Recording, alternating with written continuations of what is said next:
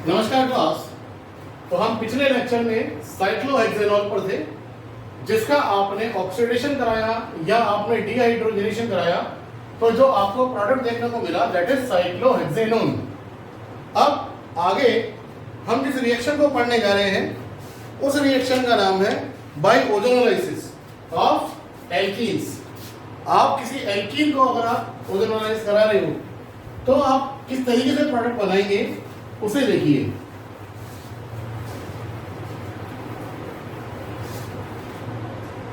मैं एक सिंपली एक एल्कीन ले रहा हूं, यहां हमारे पास इसकी बात हो रही है।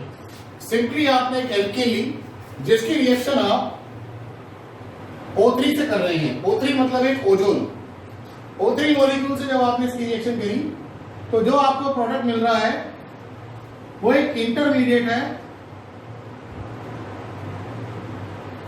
इसे हम कहते हैं ओजोनाइड।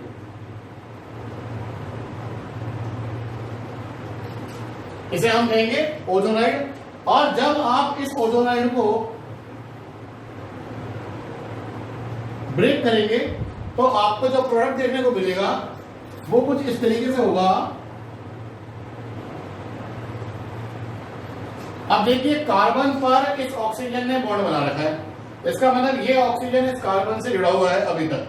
तो हमने इस कार्बन से ऑक्सीजन को जोड़ दिया, प्लस सिमिलरली ये जो ऑक्सीजन है ये भी इस कार्बन से अभी तक है जुड़ा हुआ, तो आपने इस ऑक्सीजन को भी जोड़ दिया यहां पर। लेकिन अब आप नोटिस कीजिए, ऑक्सीजन की एक वैलेंसी फ्री हो गई, इधर कार्बन की भी एक वैलेंसी फ्री हो गई, तो कार्बन और ऑक्सीजन ने मिलकर जो बनाया वो दैट इज डबल बॉन्ड, और यहां पर भी डबल बॉन्ड। तो आप इस चीज को चेक कर सकते हैं। अब मैं इससे कुछ एग्जांपल्स ले रहा हूं और आपको इसके एग्जांपल की हेल्प से आपको रिएक्शन समझाने की कोशिश कर रहा हूं। देखिए, अगर मान लीजिए आपने यहां पर ले लिया चारों वैलेंसी हाइड्रोजन के द्वारा सेटिस्फाई की हुई है, तो आपके पास जो कंपाउंड बना एज अ प्रोडक्ट वो है फॉर्मेल्डिहाइड। दोनों कंपाउंड आपके पास में क्या है, दोनों क्या है आपके पास फॉर्मेल्डिहाइड, यानी फॉर्मेल्डिहाइड के दो मॉलिक्यूल मिल रहे हैं, मतलब आपको दो सेम एल्डिहाइड मिल सकते हैं। क्या डिफरेंट एल्डिहाइड आप ले सकते हैं? बिल्कुल ले सकते हैं।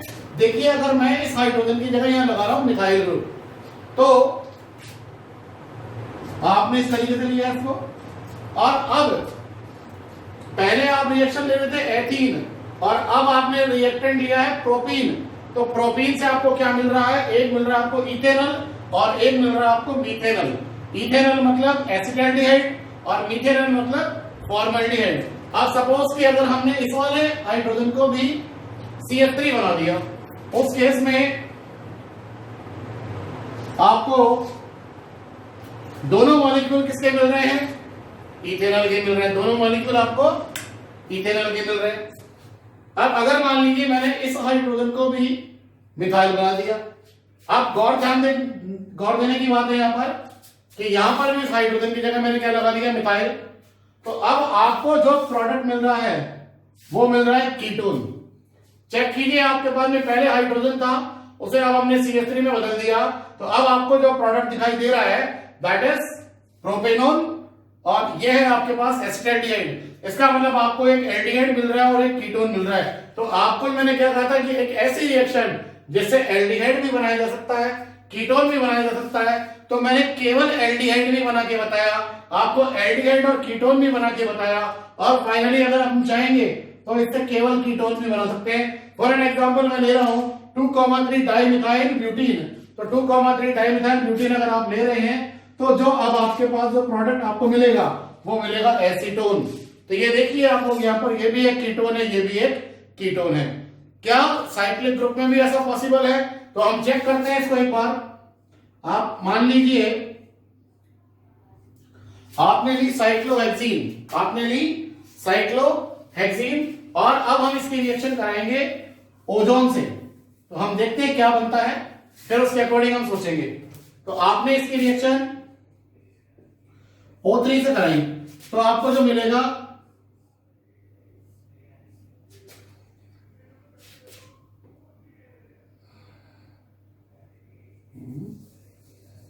इस तरीके से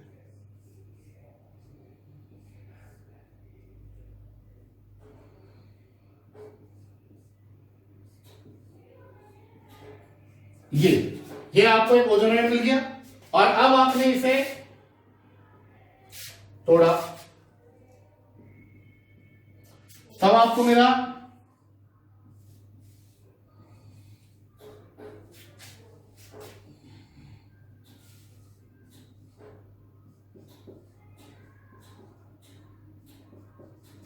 इस तरीके से। इसका मतलब आपको जो कंपाउंड मिल रहा है वो एक ऐसा एल्डिहाइड है जिसमें दोनों, जो 6 कार्बन का है एल्डिहाइड और जिसमें दो एल्डिहाइड ग्रुप है 1 और 2। अब हम इसकी नंबरिंग देखते हैं, नेमिंग करते हैं 1 2 3 4 5 6। तो इस कंपाउंड का नाम होगा हेक्सेन 1,6 डाइअल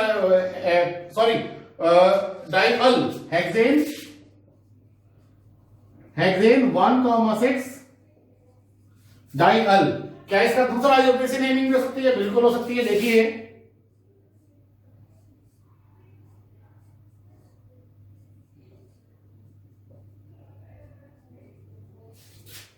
1 2 3 4, इसका नाम हो जाएगा ब्यूटेन 1,4 डाइकार्बोल्डिहाइड। अब इस तरीके से आपने जो देखा यहां पर ओजोनोलाइसिस ऑफ एल्कीन के आपने कुछ एग्जांपल्स देखे कि ओजोनोलाइसिस में जब आपकी एल्कीन है वो ओजोन से रिएक्शन करती है, बीच में जो इंटरमीडिएट बनेगा वो एक ओजोनाइड होगा। उस ओजोनाइड को जब आप गर्म करेंगे, हीटअप करेंगे, तो आपको एल्डिहाइड भी मिल सकता है, कीटोन भी मिल सकता है, डिपेंड ऑन द सबस्ट्रेट कि आपने लिया क्या है, उसी के अकॉर्डिंग आपका प्रोडक्ट निकल कर आएगा। और इसके बाद हम जो देख रहे हैं रिएक्शन वो है बाय हाइड्रेशन ऑफ एल्काइंस। देखिए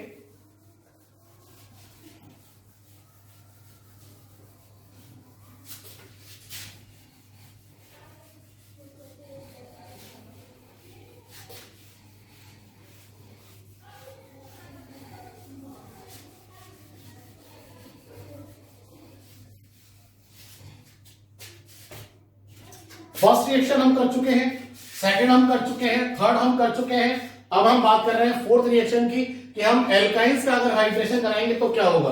देखिए R C triple bond CH, ये हमारे पास में एक एल्काइन है और सिंपली अगर आप इसकी रिएक्शन H2O से करा देते हैं एसिडिक मीडियम की प्रेजेंस में, तो आपको जो प्रोडक्ट देखने को मिल रहा है वो यहां पर ये है, यहां पर R C double bond CH। अब H एटम एक तो यहां आ जाएगा और OH यहां आ जाएगा, तो ये आ गया आपके पास में OH और ये आ गया आपके पास में H। इसके बाद में आपको इसे गर्म करना पड़ेगा जिसमें टॉटोमराइजेशन होगा। टॉटोमराइजेशन के कारण अब आपको जो कंपाउंड मिलेगा RCOCH3। तो आप देख रहे हैं आपके पास में यहाँ पे कीटोन मिल रहा है आपको, यहाँ पे कीटोन कैसा भी मिल सकता है, उसमें कहीं प्रॉब्लम नहीं है हमारे को। एग्जांपल जैसे मैं ले रहा हूं CH3C triple bond CH plus H2O। अब आपने देखा यहां पर ये बना CH3C OH double bond CH2 और इसके टॉटोमराइजेशन के कारण जो प्रोडक्ट आपको देखने को मिल रहा है दैट इज COCH3 एसीटोन। लेकिन अगर हम यहां पर मिनिमम कार्बन वाली कोई एल्कीन ले रहे हैं, जो है हमारे पास में वो एल्काइन ले रहे हैं जो है ethyl HC triple bond CH, और आप इसकी रिएक्शन H2O से करा रहे हैं, तो अब आपके पास में क्या होगा HC डबल बॉन्ड CH2OH और after tautomerization HC double bond O CH3। तो ये देखिए आपके पास में यहां पर जो आपको दिखाई दे रही है वो एक एल्डिहाइड है, जो कंपाउंड आपको जो मिल रहा है वो एक एल्डिहाइड है। तो यहां इस रिएक्शन की एक लिमिटेशन है कि अगर आपको कोई एल्काइन चाहिए और एल्काइन का अगर आपको हाइड्रेशन कराना है और आपको उससे कोई एल्डिहाइड चाहिए, तो सिर्फ और सिर्फ एक इथाइन ही एक ऐसी एल्काइन है जिससे आपको एल्डिहाइड मिल सकती है। उसके अलावा दूसरी कोई भी एल्काइन नहीं होगी जिससे आपको एल्डिहाइड देखने को मिलेगी, क्योंकि बाकी सारी एल्काइंस के केस में जब आप इसका टॉटोमराइजेशन कराते हैं तो आपको कीटोन मिलता है आपको यहां पर। अब हम जिस टॉपिक के बारे में डिस्कस करेंगे उसका नाम है method of preparation of aldehyde only.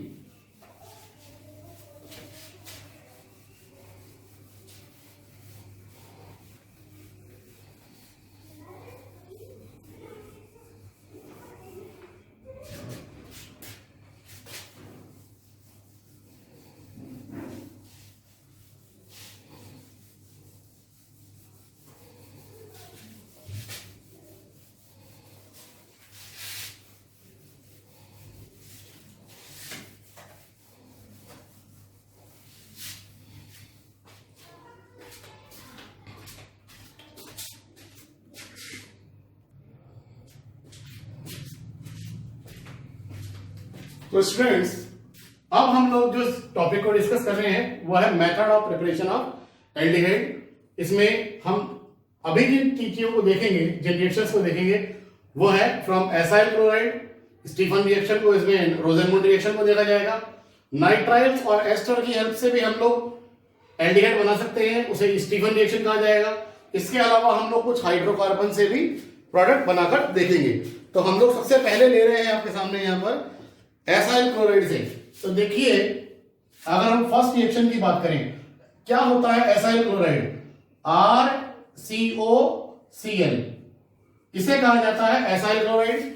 और जब हम इस कंपाउंड की रिएक्शन हाइड्रोजन से करवाते हैं, और ये रिएक्शन होती है पैलेडियम की प्रेजेंस में, पैलेडियम बेरियम सल्फेट, तो इस रिएक्शन को कहा जाता है रोजेनमूड रिएक्शन। ये सिंपली एसाइल क्लोराइड का रिडक्शन है, और इसमें जो आपको प्रोडक्ट मिल रहा है वो है RCHO प्लस HCl।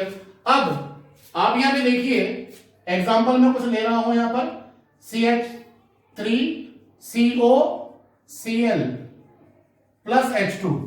तो अगर आप पैलेडियम बेरियम सल्फेट से करवाते हैं इसकी रिएक्शन तो आपको मिलेगा CH3CHO। अगर आप एल्काइल ग्रुप की जगह कोई बेंजीन रिंग ले रहे हैं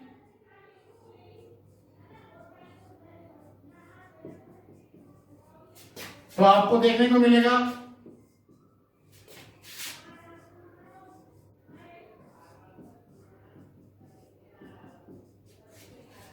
बेंजल्डिहाइड।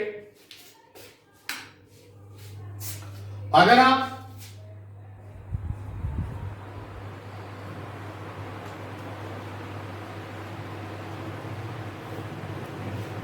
इसे ले रहे हैं तो यहां आपके पास वही पैलेडियम बेरियम सल्फेट की मदद से रिडक्शन होगा और आपको मिलेगा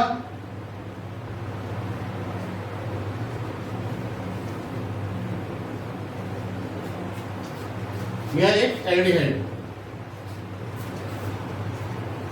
अब अगर हमने ले लिया कोई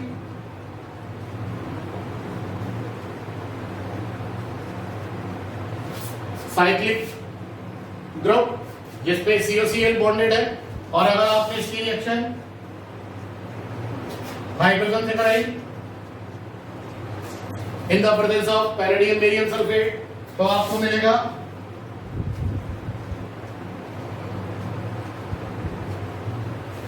साइक्लोहेक्सेन कार्बोहाइड्रेट। तो ये आपके सामने कुछ एक एग्जांपल जो मैंने बताया आप लोगों को, ये एसाइल क्लोराइड से एल्डिहाइड बनाने के थे, जिसमें इस रिएक्शन का जो है नाम है रोजेनमूड रिएक्शन।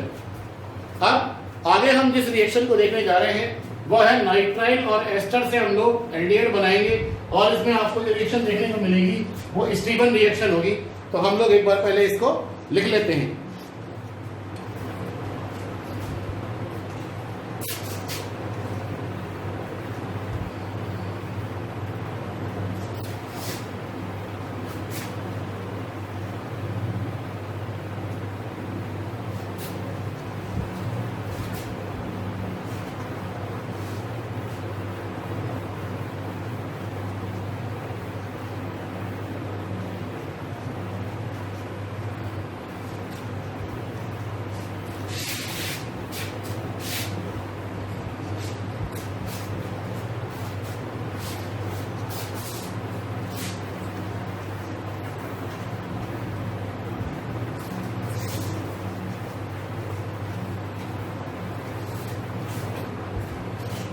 अब आप देखिए, मैं आपके सामने बात कर रहा हूं स्टीफन रिएक्शन की। स्टीफन रिएक्शन में आप लोग एल्काइल साइनाइड ले रहे हैं।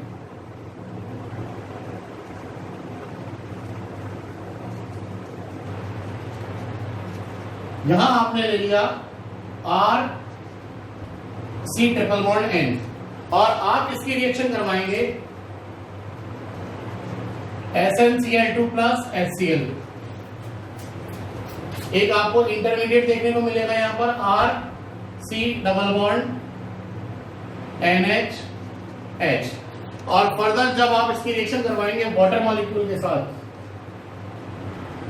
H2O के साथ, तो आपके पास ऑक्सीजन यहां आ जाएगा और H2 यहां आ जाएगी, और आपको जो प्रोडक्ट मिलेगा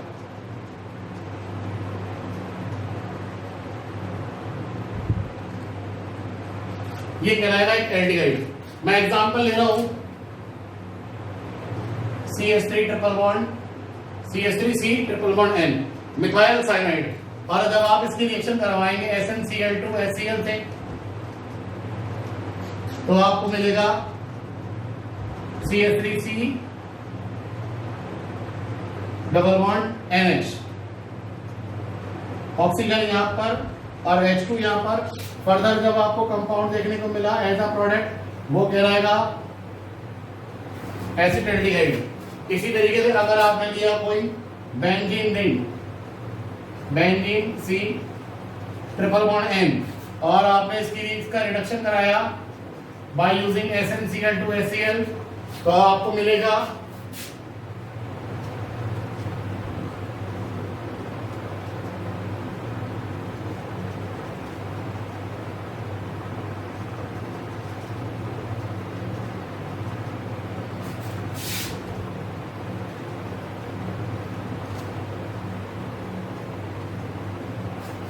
और साथ में अमोनिया गैस फर्स्ट